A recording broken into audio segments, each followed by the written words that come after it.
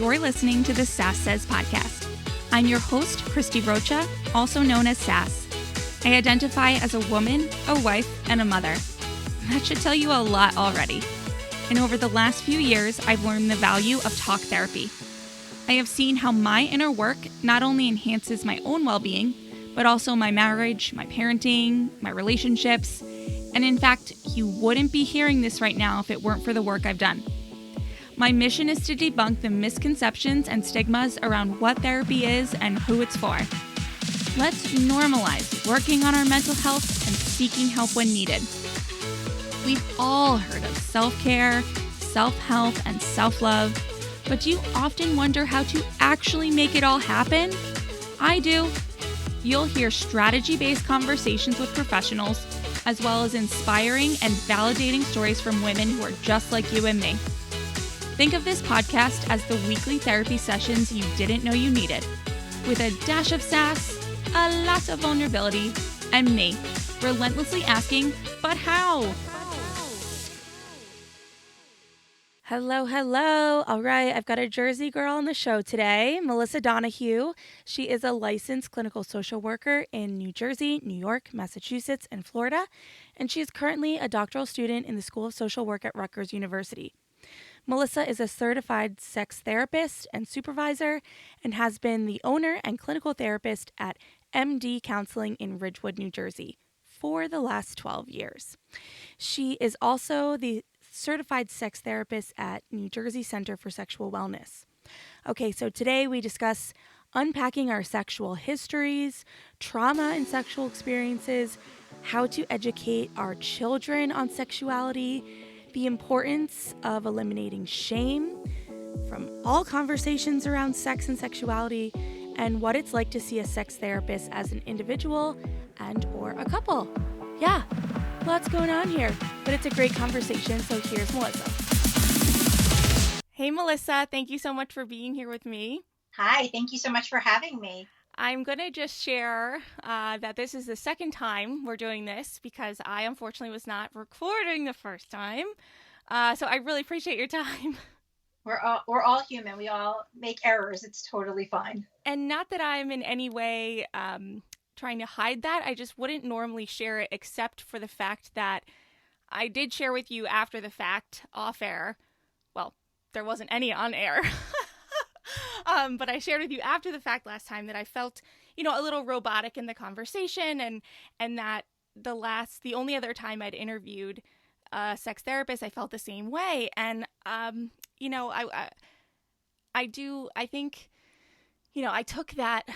took that idea to my therapist and I was like, we got to figure this out. Like, what's going on? I'm very open about everything, and I know there's the whole component of not wanting to put my husband and my marriage on blast and the whole thing, but I think what I realized is that opened up a conversation that I had not had with anybody ever about my sexual past and experiences. What I learned is that it led to a conversation about my sexual past and my sexual experiences that I've never had with anyone. And I think the perception switch that I've had in talking to you or now coming to this conversation is that when I thought of a sex therapist, I thought, oh, let me have this great interview and help everyone else just like have better sex lives, right? Which I think is a huge part of it, obviously. But really now I've understood for myself that I don't know that that's possible to have until I've really unpacked my own experience with sex up until this point. And it's not, I was thinking of it as almost this like, the only word that's coming to mind is like this juicy sort of like fun, like glamorizing it. And you know what? Like, it's heavy. It's serious, and it can be intense, breaking all of that down and getting to the root of how did I learn about sex? What did I learn about it? How do I feel about it? What experiences did I have that I was just pushing under the rug and trying to forget about? And, I'm also starting to connect a lot of my sexuality with my body image. And that's not light. That's heavy too. And so I just think that, I don't know, maybe that's relatable to some, that, sex isn't just this fun, like kinky, glamorous sort of thing. Like it can be heavy. And so I wonder if you initially have any thoughts on what I just said. And, I don't know what you think. One of the questions I like to ask people when they come into my office is that, was there a message or a passing phrase that people said about your body, your genitals, or your sexual performance when you were newly learning about being a sexual being? Whenever that curiosity starts, it starts at all different ages for different people. Or were you put in a position by an adult or a babysitter or a family member that used your body in a way that you weren't prepared for? And how did that message, or how did that experience, bring you into your sexual life? It's amazing in how many men, in particular, not just women, say, I had premature ejaculation my first time because it was a sensation I never had. And I had the woman I was with say to me, "Oh, that's it." Huh. Or I had another man say, when I finally was able to be sexual with somebody, someone looked at my penis size and they said, "That, are you hard? Is that all you have?" So these passing comments, or even when men say to women, "Oh, you don't even have big breasts," or did you even go through puberty, or why don't you have hips like a real woman?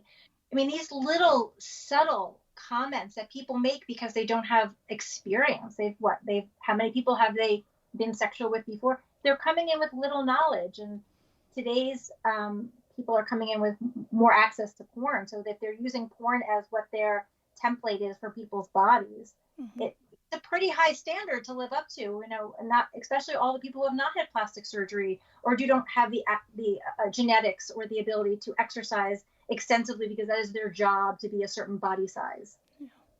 So I think there is a lot to unpack. And, we like to think of sex as all the fun, beautiful, glamorous things that we see in the movies, but it's not always like that, because there's so much in people's heads that they bring to the bedroom or wherever else they do their sexual acts. Yeah.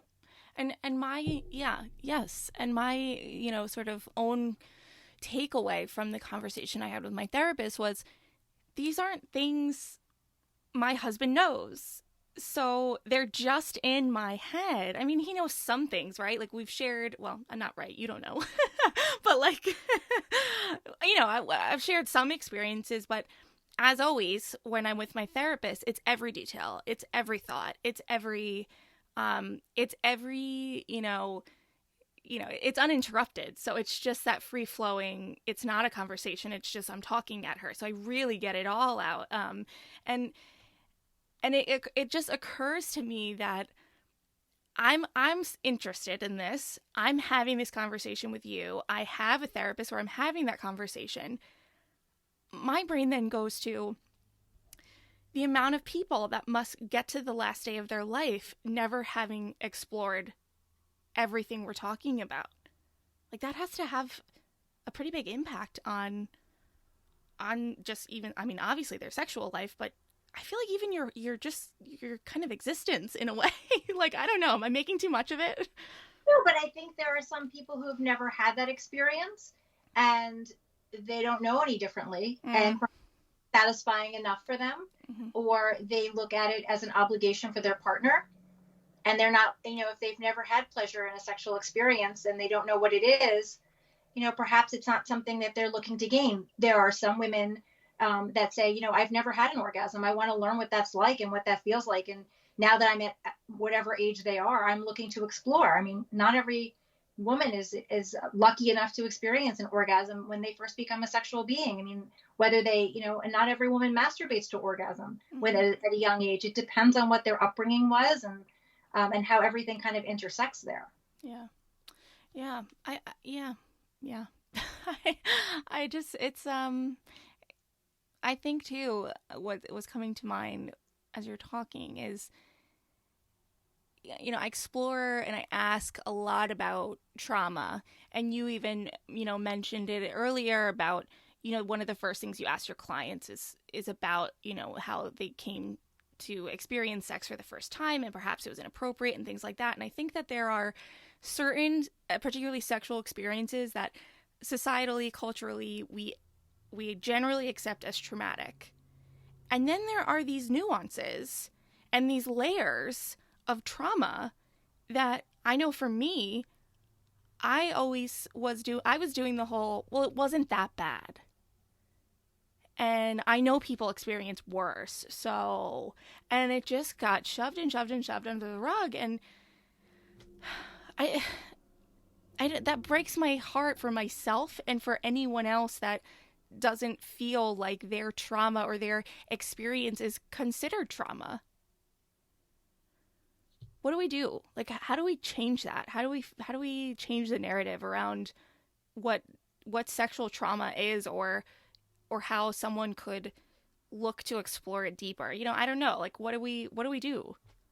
I would like to start with re-educating the boys and the men as we are raising, little boys to become men, to look at it differently. I think if you look at the way it's driven right now in society, I remember when I went to college, I was always told, go with the buddy, 2 girls in, 2 girls out. Make sure you know where the blue light system is. This is before cell phone. So if there's an emergency, you can call the police.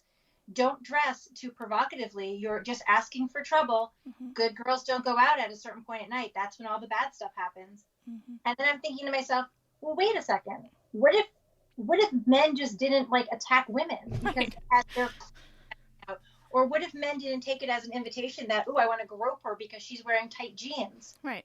Or what if you saw a woman walking home at night and it was dark and you said to her, I'm calling you from afar to not scare you. Do you need help? Can I get you a ride? Can I find a taxi for you? Instead of looking at it as a license to assault or harm a person. I mean, I remember there was a cartoon I had seen, or a story about, if you saw a woman passed out naked on a bench, would you rape her, or would you offer her a blanket and get her some support, whether it's medical attention or call the police and take care of her? Just because someone's laying there naked is not an invitation to harm the body. Mm-hmm. And it was just so powerful to think that, we're always making women protect themselves as if we live in this dangerous, environment. And perhaps we need to re-educate the boys that we're raising for the next generation to be more respectful. And, just because a woman is attractive or she's dressed a certain way, it does not give you license to be inappropriate in any way. Yeah.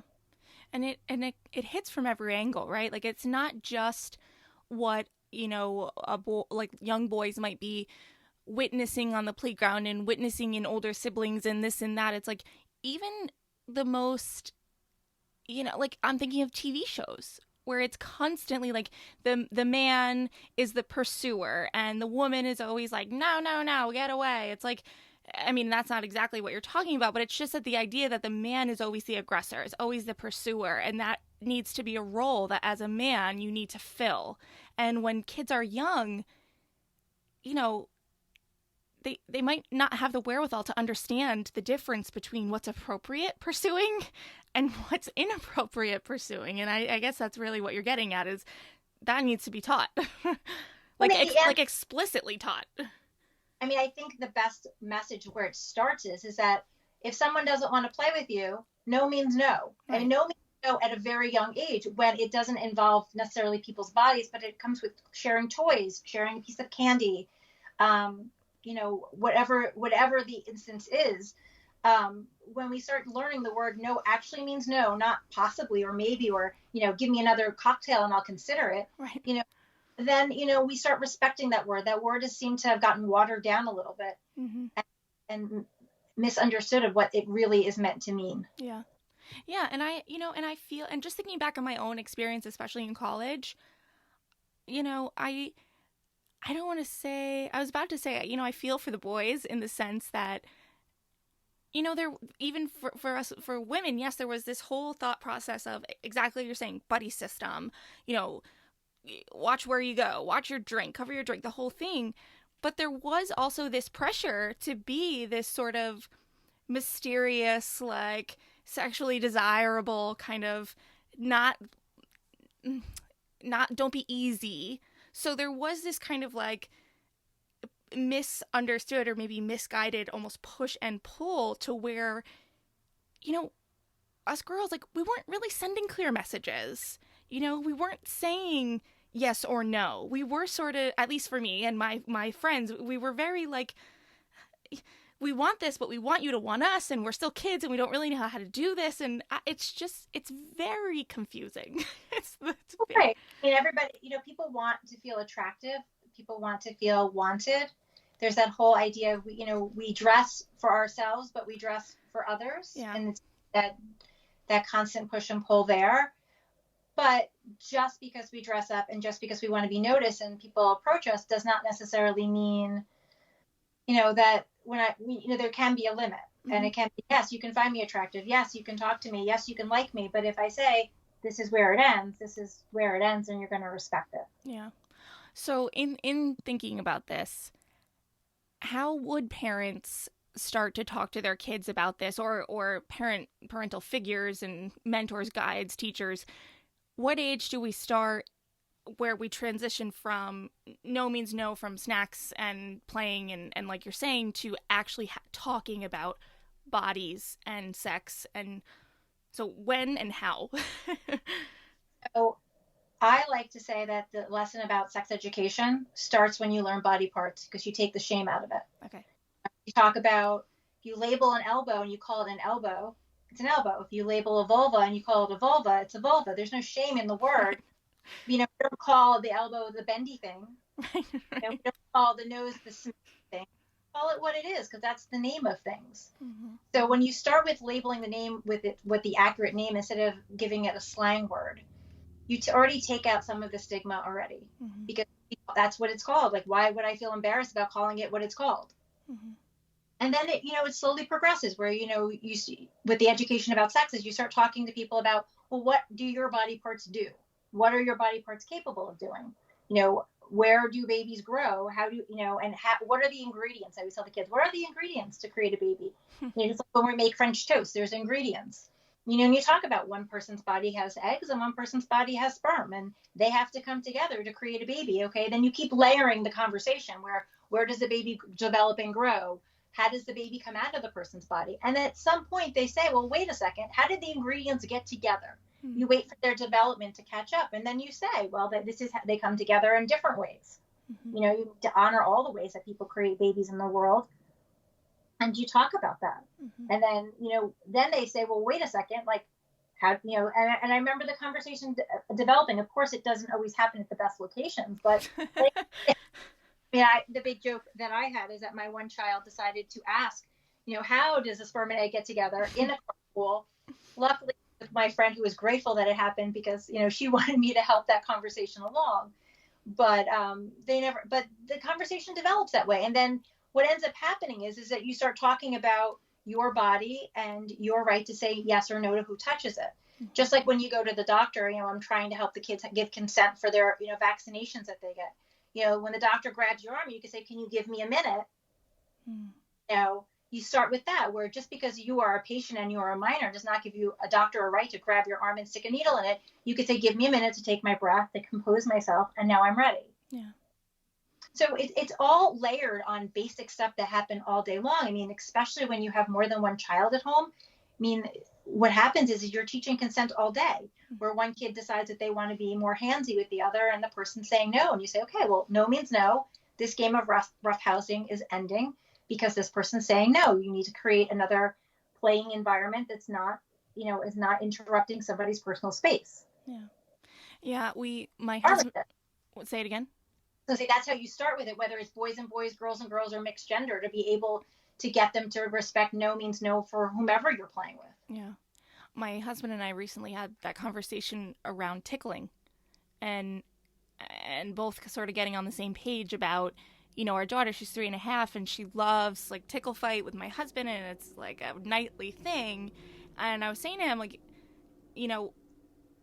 let's just be mindful, like when she says stop, whether you think she's kidding or not, we have to stop, because we know we're not doing anything wrong, but if she starts to get the message that when she says no, it doesn't mean anything, or if someone who's not supposed to be tickling her is tickling her and she says stop and they don't, she might not tell us because that's what happens at home. And that was like, he was like, oh my goodness, like, okay, stop, I'll stop immediately. But it makes a lot of sense because they don't, and this was not something I came up with. I, saw it somewhere. It's on TikTok or something like that. But, I think it's coming back to kids are very literal, right? Like they're very, this is what happened. A happened and then B happened as a result. They don't have all the life experience and context. So I'm wondering, in either whether your direct experience or just your experience in the field, because everything you just said about how that should work sounds right to me. Not that you need my validation, but when someone doesn't agree, what are they disagreeing on? Like, what is the point of contention? So the big disagreement is that I've always heard is I don't want sex education taught to my child because then they're going to go out and do it. And I think to myself, well, wait a second. We teach our children math, and I don't see the kids walking down the street or going to parties and saying, wait, take out our notebooks. We're going to be doing fractions tonight. I don't, there are some kids that like to read and write because they're learning that in school, but I don't think everything you teach in school goes into direct practice outside of school. Mm-hmm. And, most people think that, you're going to be giving my child pornography. You're going to be teaching my child and they're going to be sexually active because they're going to go try it. And my thought is that you learn, some kids never play kickball outside of school, but they learned it in gym. And it's not like they go to a park and say, okay, let's have a kickball game.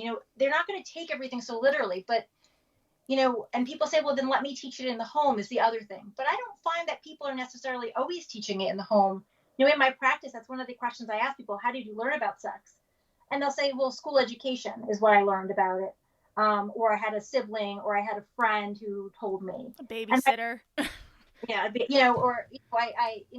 new generation will be maybe they Googled it or they saw it on TikTok or whatever. But the reality is that parents aren't teaching it. The parents are teaching it with shame. Yeah. They're still teaching it with slang words. I mean, I still hear people call the vagina, oh, it's my vagina that I'm getting waxed. I'm like, you're not getting your vagina waxed. You're getting your vulva waxed. The vagina's on the inside. You don't want the wax on the inside. Mm. But people are using the wrong language. So if you're going to teach your child the proper education or get people to teach it the proper education. I mean, I don't know that necessarily the schools, the way it's designed and how it's set up is the appropriate way. I don't think the gym teachers are necessarily equipped with all the education. But I think, if it started in preschool where we talk about all the body parts, you take the shame out, you just take the wind out of the shame and there's no stigma. And the problem is that we don't want to do that because the kids will then, preschoolers will go have sex if they know information. Right. It's just, it's an argument I can't seem to win because the people that are so dead set against it, they don't want to hear anything else. They think it's all vulgarity. Mm-hmm. Yeah. And I was, as you're talking, I'm like, well, we had education on drugs. Don't do drugs. And we learned about the different types of drugs. But right. That didn't necessarily mean I was going out and doing it. Right. When I learned about drugs in school, I don't think I went to a party and did heroin. No, I didn't.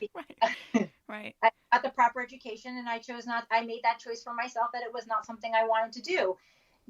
Yes, will there be kids that will want to say, oh, well, I want to see what my penis does if X, Y, and Z? Well, sure, they're always at the outliers. Just like there's the outliers of the kids that walk around with notebooks and write in their notebook all day long instead of playing on the playground. Yeah. But it doesn't mean that something's wrong with giving someone sex education. I think actually when you look at other countries who give the proper education, they talk about there's less issues later on mm-hmm. as adults. Yeah. So what kinds of issues are we talking about? How would that manifest later in life of just sort of not having this clear understanding and education around sex and whatever else? Well, people start not understanding how birth control works. They don't necessarily understand how fertility works. Think about mm-hmm. people who have pregnancies when they're not ready for pregnancies because they either didn't protect themselves. They thought they got a free run the first time. They didn't understand birth control or getting their access to birth control. Perhaps they didn't have any pleasure or they didn't understand how their body worked for pleasure. Perhaps they didn't feel like it was a mutual agreement that they were getting something for it, but in a different way. So, I want people to want to have sex for themselves, not want to have sex for a boy or a girl to like them. Yeah. I don't feel that they have to do it to fit in or to keep somebody interested in them. They should do it because they want to do it. Their bodies are ready to do it, and they feel that they are capable of managing what will happen if they do it. And then getting a little bit older, let's say, high school, college age, where you are able to have a more direct conversation. Someone listening potentially hasn't been having these developmentally appropriate conversations, and they're going, oh my goodness, what do I do now? Like, getting to that more, like I said, that those older ages where there is actually potential for them to be having sex, maybe they already are. Like, how does a parent then approach that conversation? Well, I think the first thing to ask them is, first of all, my favorite place to have these conversations is in the car. So no one has direct visual contacts with people. You can sit in the car, everyone's looking forward, and you can have these conversations so it's easier. But to make sure, he's saying to you, do you have the birth control that you need? Have you been to the gynecologist if you were a woman? Do you have any questions that I can answer for you? Are you safe in your relationships? Are you finding pleasure in your relationships? I think those are the things that you need to ask to make sure that people are safe and they're finding pleasure. If they're having sex, but they're not having pleasure, well, perhaps there needs to be more education, and there's books that you could suggest if they don't want to talk about it. Yeah, and I think I shared this with you last time, but my mom loved the car for things like that. She pulled me out of school one day in 6th grade, and we drove to visit Princeton University, and it was all for the purpose of having a conversation. She had heard, other kids and moms were talking about, things that she thought were not appropriate for my age level, and just maybe wondering what I knew about it and what I didn't know about it. And so she literally, we played hooky and just took the hour drive to Princeton so we could talk about this. I've certainly blocked it out. I don't remember the conversation, but I remember the happening of that. That was one of her favorite tricks or tools, was to use the car. One of the tricks that we did here was, I have a daughter who is getting closer to the age of puberty, and I took out maxi pads and we did a coloring project to get, with all of my children, to show them what it would look like when someone gets their period for the first time. Let's color in what the first day might look like. Let's color in how the flow changes to prepare, because if you don't know that your flow could be a brownish color, you might think that you possibly pooped in your underwear. Yeah. And how would you handle that? Like, if you saw blood in your underwear for the first time, you've never seen it before, like what would, there's a lot of fear. Yeah. Let's practice putting the pads on in our underwear if it happens at school and I'm not around. So then, let's practice giving you an extra pair of underwear so you can manage it yourself. This is what happens. This is where it sits so it doesn't come off. This is, these are the things that you need to manage yourself to prepare. And I think not only is it important for daughters to know that, but for sons. Why shouldn't the sons know about the periods? If they partner with a woman, they should know what it is. It's not dirty. Yeah. It's just an indicator of womanhood, and there's no pregnancy. Yeah. Yeah. I know. Yeah. Yeah. It feels very simple when you say it, but I think where, some of the block is just that. Like, most of us weren't raised that way. So it's having to kind of get through that and get through what we know to say, okay, yeah, you know what, it's going to be beneficial for us to sit down and have a art project with pads, because it sounds a little crazy, but I can definitely see the benefit of it.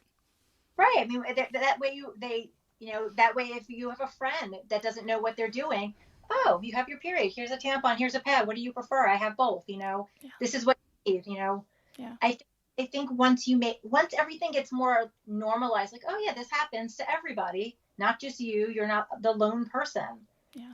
Yeah. It's hard. It's hard because obviously everyone teaches everything differently. But my job is to normalize how our bodies work. This is what happens.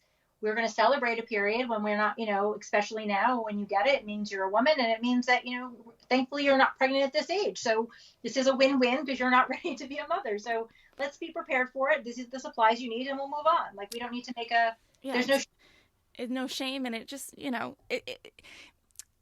I was about to say, and it's just not that serious. Like, it is, if for anyone in the moment for the first time, it's a big change. But yeah, it feels like we just put so much pressure on aspects of our bodies and functions of our bodies that are going to happen regardless. So let's just take the pressure off. It's a lot.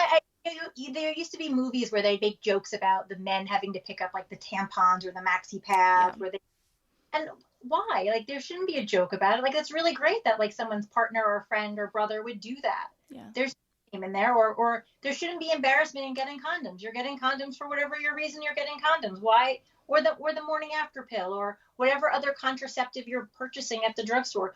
Why should there be shame? Mm-hmm. Mm-hmm. Yeah. All right. So I want to just ask one more specific question about everything we're talking about, and then I want to get to more of your practice and your clients now. But, as far as all of this, and I agree with you in that most likely like a gym teacher is not equipped to be having these conversations, most likely, and perhaps the system as a whole is not set up. So let's just say you had that magic wand. Like, what does the education look like? What would your ideal scenario be? Well, the problem, the first layer of the challenges is that whoever the teacher is has to be able to be comfortable with their own discussion about sexuality. Mm. Like, it starts with whoever the teacher is. Yeah. What is their comfort level in discussing the topic to begin with? Mm-hmm. And we have to unpack the teacher first. Like, it's not so much that the teacher doesn't have as much education, but just like you had said earlier, like, why is it uncomfortable for me? If you don't know your own blind sides, mm-hmm. Or your blind spots at all, you're not going to be an effective teacher, because you're going to be bringing in your own values, your religion, your culture, what messages you got growing up. Mm-hmm. And you have to make sure that you check that. You don't share that message with somebody else and perpetuate it if it's not accurate. Mm-hmm. So it's a really hard, complex thing to do, to find, qualified sexual educators across the country that would be acceptable. I mean, I'm not quite sure the right way to do it. Mm-hmm. As like I said, you have to start with the educators being deprogrammed to make sure that they have to be. I always say that people have to relearn certain things and be deprogrammed from how they were raised, just to make sure that we can start minimizing some of the backstory of what you got that wasn't accurate. Yeah. Okay. All right. So moving forward now to your practice, you work specifically with mainly couples. Is that fair? And couples, both. Individuals and couples. Okay. So who's coming to you, and what challenges are they presenting to you? So I have a variety of challenges. I would say one of the biggest challenges is communication, difference of desire, inability to achieve an orgasm, or erectile dysfunction issues. Mm-hmm. They're pretty general sexual issues that are coming that people are working on either individually or with their partner at that time. Yeah. And given everything we've just said about how much shame, is in and around sex, is like, I guess what I'm wondering is, what does it take for someone to pick up that phone and call you? Like, are they just I know I'm like severely generalizing, but is it like things have just gotten to a point where I have to accept that I need help, or are people actually coming to you preventatively, and like kind of saying, let me jump on this? Like, I guess I don't know. I just feel like that would be, I feel like that's not the norm to say, you know what, I need to work with a sex therapist. So I can tell you that the younger generations are coming very early in the process. Like, I would say the newly married ones, the people that are getting married now, late 20s, early 30s, they're coming in pretty quickly. That's good. But the older patients, I hate saying that, but like the patients that are probably late 30s, 40s, 50s and up have had this issue for a long time, since the beginning of their relationship, or maybe it happened after children. A lot of them have carried my card, my business in their wallet for a year, or somebody gave me your number 2 years ago. It's a long time. I've had people call, we'll have a conversation. I'm going to get back to you. And I hear back from them 2-3 years later.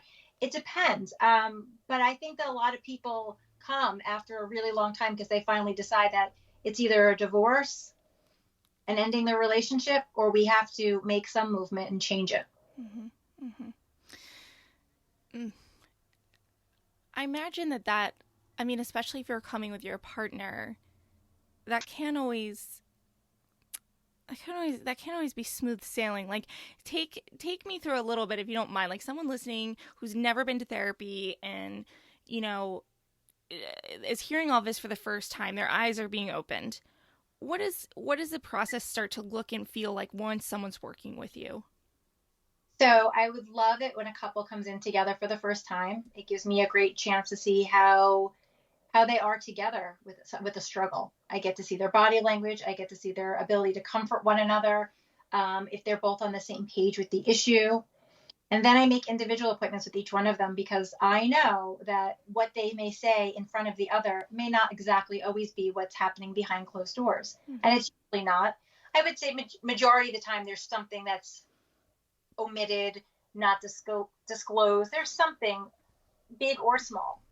And then I get a chance to really understand where they came from, how they learned about sex, and what their struggle within the struggle is. Mm-hmm. And then we come back as a couple. I like to look at their marriage or their relationship as the client rather than the individuals, because it gives us a chance to really work with parts of the relationship if it's not always together. Mm-hmm. It depends on what we're working on. It's not just because somebody has, let's say, an erectile issue, does not mean it's the man's problem. Very frequently, it is the woman's response or the partner's response to the erectile issue that we also have to address. Mm-hmm. You know, every single time the male partner loses his erection and the woman's like, oh God, here we go again. Look, you can't even perform. It's not going to help the situation. And I understand that after years of experiencing that, it is so hard not to react that way. And I could totally have compassion for both members of the party, but we have to work with both people to get the anxiety and the self-doubt under control on the man's side. And we also need to get some compassion back on the woman's side and say, look, like, your reaction needs to be, I'm here for you. I love you. It doesn't matter. We're going to make this work. It's not a direct relationship to someone's appearance, sexuality, or body image, or whatever else. People, you know, women like to take that as a rejection. It's not really about that. And trying to work with the couple as a whole being to get past something like that. Yeah. Are there any examples that you can think of that someone might not realize could be a situation where they might need this type of help? So one of the things that I like to ask about is if people have pain during sex. And a lot of women do have pain during sex, and they shouldn't have pain. Sex is not about pain. It's not. It's not an indicator for good sex or anything like that. So understanding if people have pain, have they always had pain? Was there something that changed with the pain after delivery of a child, after a surgery? And understanding that and being able to utilize both a gynecologist as well as a pelvic floor physical therapist to address pain issues. Mm-hmm. Very frequently, people like to see the Cosmo at the supermarket that says, do more Kegels, you know, for better sex. And that's not the answer to better sex. But what ends up happening is that, you know, not necessarily related to the Kegels, but it could add to the problem that they end up having, you know, a tight pelvic floor. And if you have a very tight pelvic floor, it's like a tight, you know, muscle that doesn't learn to relax. And if we keep tightening it up and not learning to relax, there's going to be pain. And, you know, we need to be able to either figure out if that's the problem, figure out if there is enough arousal, if that's causing the problem, or if there's other elements that we're not looking at. Mm-hmm. Mm-hmm. Yeah, I think that pelvic floor situation, like, that's a whole, I don't know a lot about it yet, but there are plenty of people out there that specialize in solely pelvic floor. I mean, it's a big deal, and not something that you know, I don't know, this is going to go on a different tangent, and so I'll just leave it at this, but it's one of those things that, women, we just have babies and pop them out, and no one tells us this stuff, and no one talks about this stuff. It's mind-boggling. Here we are, women in pain, and we have it affecting their sex lives. We have it, I'm sure, affecting just their daily lives, going about their business, having pain, and just the body functioning differently. And it's like, go ahead. Like, I can't imagine. And thinking about the people that I could see on social media and things like that do specialize in helping women through this and drawing attention to it, it's like, what would we do without social media in that sense? I wouldn't even know that term if it weren't for social media. And I've had 2 children. Mm-hmm. That's mind-boggling and infuriating. So, okay, so now we've got the couples in your practice and just your experience in the field. I've often heard this sort of saying and this sort of belief that, you always got to make sure the sex is happening. Like if you're having trouble in your relationship, or you want to get a gauge of your relationship, how often are you having sex? Is it clicking? Or is that just like things that I've heard in my head, or how I'm hearing them? So, what typically happens for couples is that everybody has their own rhythm to their sex life. And sometimes it's several times a week for people, and sometimes it's once or twice a month for people. And I always say that if it works for the couple and they're getting pleasure out of it, it depends on what's going outside the bedroom. That's dictating what's happening when they're able to be together. You do have to make time for it, but for some partners, they need to feel connected outside of the bedroom, feel safe and secure to be able to be fully intimate. And then for others, they use sex as a way to connect. That's how they feel safe in the relationship, because there is a sexual connection. And I would like to say that most people that partner up, one is that needs to be safe outside of the bedroom, and one that needs to be safe in the bedroom. It's always that. That's funny. So frequently there is a discrepancy about how often we should be having sex, because one person says that their needs are not getting met with their clothes on, and one person feels like their needs are not getting met with their clothes off. Trying to break that cycle of, can we meet both people's needs at the same time, both partners' needs at the same time, so somebody doesn't always feel like they're giving in, is what people would say. Oh, I have to acquiesce to what they want. It's like, it's not about that. It's about trying to get back in the cycle, because normally if one person's needs get met, it's a lot easier to provide for the other and to get the ball rolling again. Yeah. I'm kind of internally laughing as you're talking, because I'm just like not very touchy-feely. And, if my husband had his way every single night on the couch, like, I'd be literally right next to him, arms, legs, everything linked. And I'm just like, can we? No.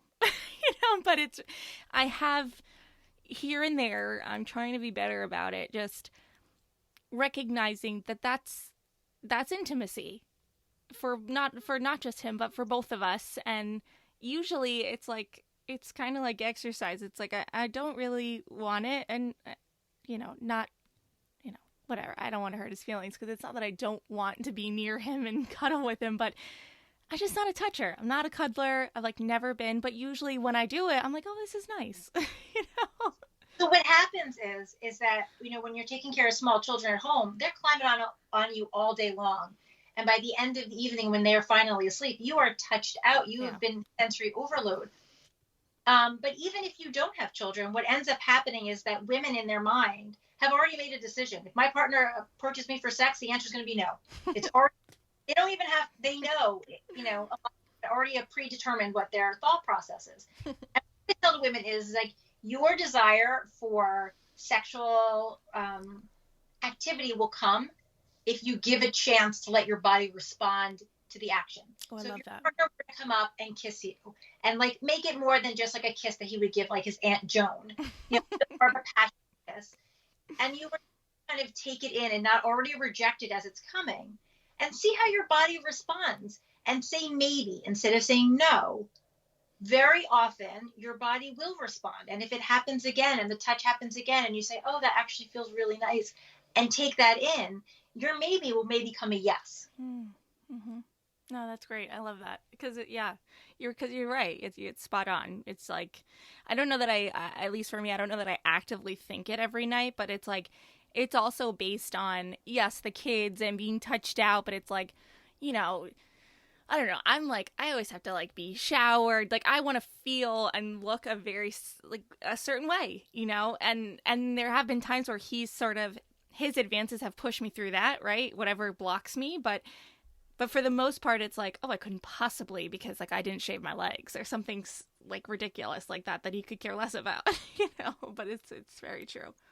Yeah. They don't see all the things and all the imperfections that we see or we feel. Yeah. In fact, most of the time I feel like I'm the one pointing them out to him. So. Spotlight right here. You see this? I think I've gained 5 pounds here. Or look, I missed my knee shaving. Look right here. Yeah. Right. They don't. Right. Like he'll like grab onto like my stomach or something and I flinch, and it's like, what? And I'm like, well, that's my stomach. He's like, I know. Like, I don't know. So it's a work in progress over here with me anyway. All right. So all right. Is there anything I'm not asking you that's a big part of what you do? Is there anything that, either you think someone out there listening is wondering, or that your couples are bringing to you, or that you as a mom, as a wife, you've implemented, like anything that I'm not thinking of? I think couples really need to make sure that they're making time for themselves as a couple. Very often people have children and then it all becomes about family time. And there needs to be a carve out time where it's just adults having adult conversations, not logistics, not children, not when are we going to put a new roof on our home, but really talking about hobbies and interests and things that we, mutually share. Because if you don't have that connection and you don't keep that connection going as a couple, when your kids do leave the home, because eventually they will, what will there be to talk about? Mm-hmm. And to keep that, I always tell people, talk to your partner when you're out on a date as if you're on a first date or a second date. Get to know them, because things change and shift over the years. But you would never go on a date and say, oh, so we're potty training today and we got number 2 in the toilet. Yay! And they got to pick out a chocolate chip or something. It's not sexy. It's not sexy talk. Or my mother is coming for dinner for the holidays and bringing, this person, and oh, you know that. It's not a connection conversation. Like, you want to be able to do that. And I think a lot of couples don't make the time for that. And I always say you need to get out of the house too, because what ends up happening for some people, they're the partners, and I'm not going to say that they're always women, because there are definitely men that do this, that if they're in their home, oh, look, there's a pile of papers. I have to sort that. Or, oh, wait, I didn't clean out the sink. Or, oh, I have to flip the laundry. Let me fold the socks. Not a date. That's not date time. Yeah, I'm guilty of that. Well, and another thing that couples tend to do is, we have a favorite show on Netflix. We like to watch this one show. And I always say, well, that's not a date. That's parallel play for adults. If you're sitting there on the couch watching the same show, and then you say, okay, let's go to bed, and you go upstairs. Like, There's not a date. Like, if you were cuddling and making out, perhaps while you were watching the show, or you were talking about the costumes or the direction of the show because you're really into that, that's a different story. Right. But most people are watching a show and be like, oh, that was interesting. You want to watch another one, or you want to go to bed? Like, there's no dialogue. There's no connection. And half the time people are, scrolling on their phones, or I know most of the men in my family also have some game, football, baseball, something, scores coming up on the phone at the same time. And look, I think that, and I think what you're saying this too, and I just want to clarify that there can certainly be time and place for that, but let's not call that a date. No, that's not a date night. I always say to people, have a date night once or twice a week, and it doesn't have to be a lavish dinner somewhere else, however you're managing, the pandemic now or not. But like, you could go sit outside, when it's warmer, and have some tea or a cocoa or wine or whatever your beverage of choice is. You can go get takeout and eat it somewhere else. You can make your date during the day. It could be a breakfast date. It doesn't always have to be an evening event. So there's a lot of people working from home right now. People have to eat lunch. I've heard a lot of people say, oh, I can't stop working because I'm working from home. No, you took lunch when you worked in an office. Take lunch at home. Perhaps go out for lunch with your partner if you're both working from home. Carve out the time during the day. Sex could happen during the day. A date could happen during the day. It doesn't only have to happen at night when everyone's tired. Yeah. And this is touching on something I talk about a lot too, is it's self-care essentially, as part of your relationship. But I tend to ask, you as Melissa, like, how do you take care of yourself? How do you self-care? And what do you think about that whole self-care situation? Oh, it's so needed. And the older I get, the more I really am trying to make sure that I don't mess that up for myself, because it really affects the whole mental well-being, the whole body mind piece. I need to exercise. I know that for myself. Without exercise, I'm not my best person, and I need to get better sleep. And that is one of the things that I've been really actively practicing, because I'm a night owl. And when I end work 9, 10 o'clock at night, I can't go to sleep at 10, 11 o'clock. I can't go from work right to sleep. I have to unwind, and I can somehow get stuck in a loop of staying up until 1, 2 o'clock in the morning. And I have to remind myself, well, I have to get up at 6:30 tomorrow, no matter what, to get the kids out the door for school. So I have to make sure that I get proper sleep. Mm-hmm. And it makes such a huge difference. Yeah. Those two. I'm the same. I prefer to be up at night, but I have to be up in the morning. And I have this, and this was like kind of a buzzy word over the summer, a buzzy phrase of like that, it was like, I don't remember exactly, it was like sleep time rebellion. It was like, this idea that women, mostly, it was more geared towards moms, that our day is so not our own, that at night when we know we need to go to sleep, it's like, no, but this is my time. And we stay up so much later than our bodies probably want us to. I feel like Saturday Night Live did like a little spoof about that also. Did they? Like, but it's so true. I mean, I remember, before the pandemic, when everyone would leave Monday morning and I wouldn't start work until later in the day. I'd be like, I have the morning to have a quiet house. I could put everything back together where I want it. Everything's done, and I can just like breathe for a little bit before I have to start my day. And I just love that. Yeah. And I miss it now, because not, our work situation has changed, and I don't have the house ever to myself. I'm like, I'm leaving. I have to get out of here. Mm-hmm. So it doesn't always work the same way anymore. But yeah, that self-care is really important. Yeah. The other piece of the whole sleep thing for me is I tend to struggle sometimes with falling asleep. And so it sort of validates my desire to stay up. I know you have a bedtime routine. Could you tell me about that? Sure. So for my bedtime routine, the first thing I have to do is take out my contacts, because my eyes are done by that time of the day. I have pajamas I put on, and before I go to bed every night, I drink a cup of tea with honey. And I've been doing that since college. And it's my routine. It's my signal to my body that the day is done and we're getting ready for bed. And it varies whether I drink it while I watch TV before I go to bed, or if I'm drinking it in bed before I go to sleep. But it happens right before I go to bed. And it's one of the things that I really look forward to when I travel or I'm not sleeping at home. It's something I really miss, because I don't really have the setup to bring it with me. Yeah. And now just remind me, as a sex therapist, is there anything about the bedroom, actually the physical space of the bedroom, that is of higher importance than another, or anything that I should know about my bedroom? Your bed should be for sleep and for sex. Okay. It really should be for other things, because it confuses your body for sleep, falling asleep in particularly. Yeah. Yeah, it's funny, because we have a TV in the bedroom, and we don't often watch it, actually, because I always say, when we watch TV in bed, I can't fall asleep. It's like my brain loses that moment of, oh, I'm in bed now, I can go to, it's funny, and I'm very validated in you saying that. I have a TV in my bedroom, and for years, that was the way I fell asleep. I couldn't fall asleep with complete silence, because my mind would just keep going. And I put that on as background to help me fall asleep, to distract and I've noticed that there's been a shift lately, that now it just actually wakes me up more.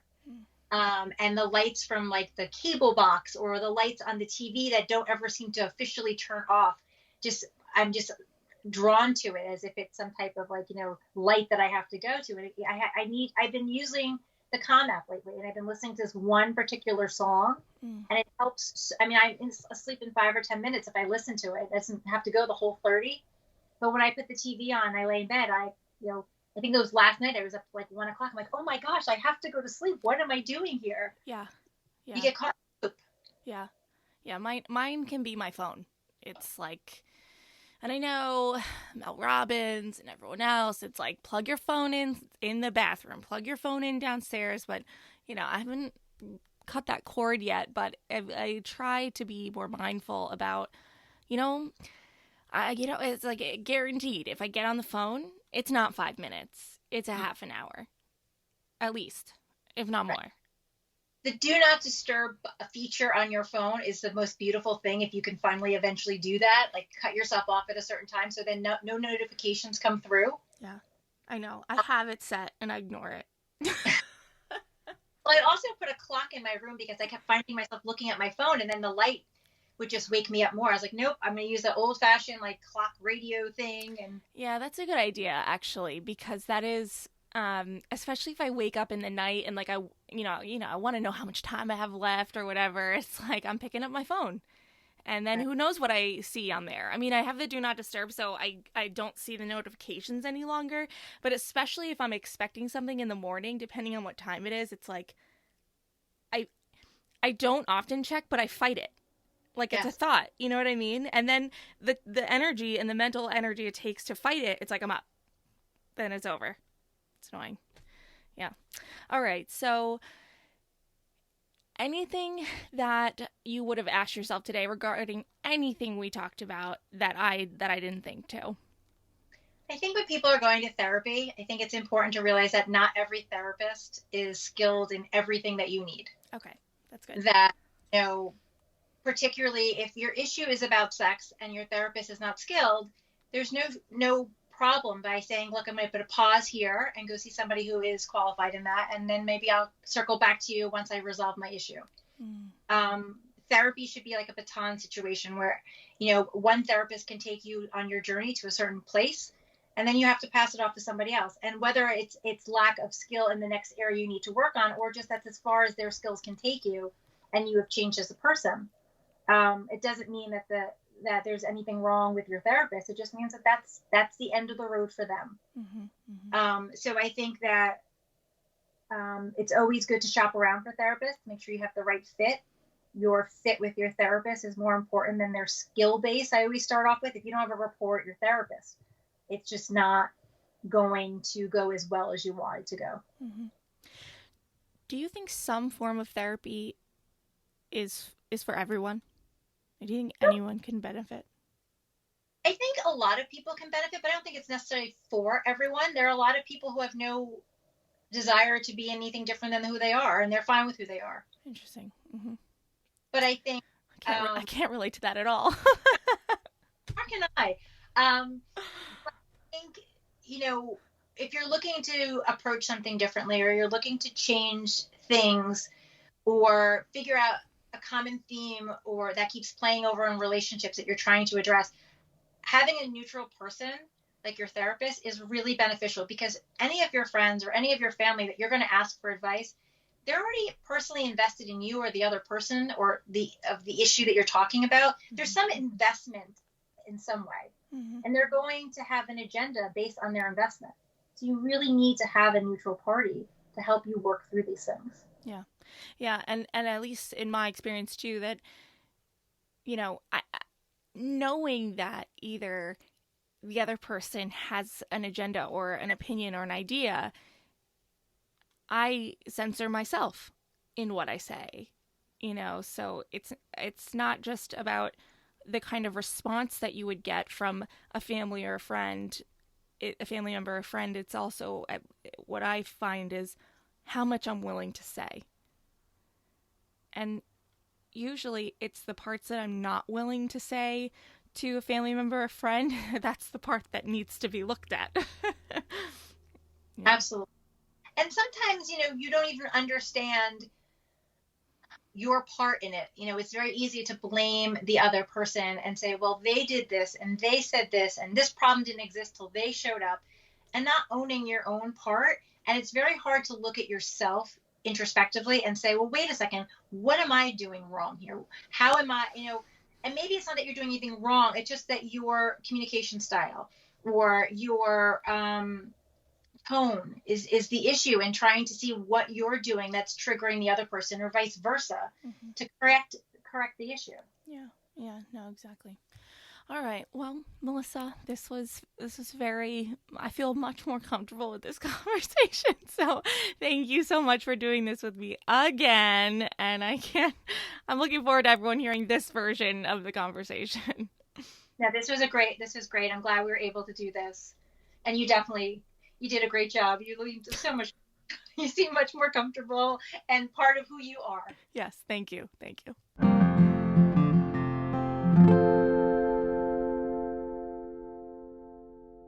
Okay, so I just have to say again how pretty thankful I am, actually, that the first time we recorded this episode, I wasn't actually recording.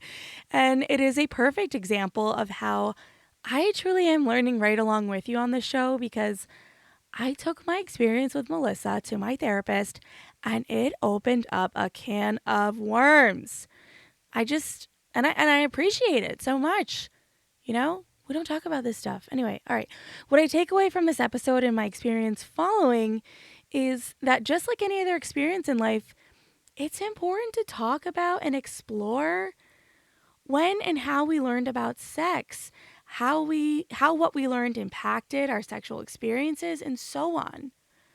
I feel like we often go back in time and think about, I don't know, I'm even thinking about like sharing, like how did we learn to share, or how did we learn to eat a certain way, or how did we learn to exercise a certain way? It's like, how did we learn to have sex?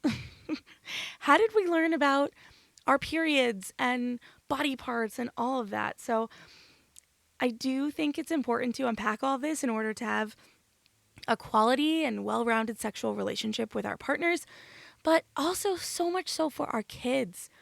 I love how Melissa said the place to start with sex ed is that the teacher, whether that be the teacher at school or at home, has to be comfortable and informed. I always say that the one big thing I've learned in therapy and through this show is that parenting often comes down to modeling. And while in this case we don't literally mean model sexual behavior, but model how we speak about it. Model how we react and how we talk in our language and all of that when it comes to sexuality, sexual identity, body parts. We have to be really comfortable in our beliefs, in our knowledge, and in order to do that in a way that feels comfortable with our kids, we have to first be comfortable with ourselves and our own experiences. So, boom, I love it. I love having these conversations because they're so important and they're a little uncomfy. They are, but the more we have them, the less uncomfy they'll be. So thank you, Melissa, and thank you for listening. Bye. Thank you so much for tuning in today. Sass Says is a production of Luann Nigara, Inc. This podcast is meant to be educational and not meant to replace professional therapy or professional medical attention. To learn more about today's show and what's new in my world, head over to sasssays.com. Thanks so much. Talk later.